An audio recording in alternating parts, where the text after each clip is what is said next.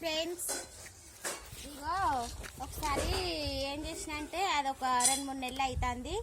ఆనంకాయ చెట్టు పెట్టిన, అది చెట్టుకు ఇప్పుడిప్పుడే కాయలు కాస్తాయి. మళ్ళీ ఒకటి ఏంటిదంటే ఆ చెట్టుకు పడ్డప్పుడల్లా ఒక 2 కాయలు పడుతున్నాయి ఫ్రెండ్స్. గుంపు గుంపు పడతాయా మరి 2 పడతాయా పడ్డప్పుడల్లా? అది మీరు కామెంట్ చేసి చెప్పండి. ఇదే సొరకాయ చెట్టు, మళ్ళీ దీన్ని ఆనంకాయ చెట్టు అని కూడా అంటారు.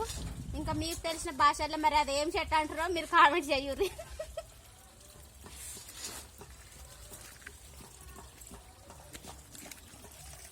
ఇక నీళ్ళు ఇక్కడనే చెట్టు ఇక్కడనే కాబట్టి దీనికి మంచిగా పడి ఇది పెద్దగా అయింది చెట్టు.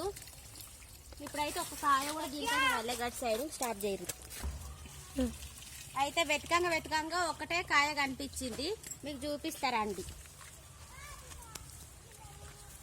చూడండి ఫ్రెండ్స్, ఒకటే ఆనంకాయ పడ్డది. ఇక మళ్ళా ఆ గుంపుల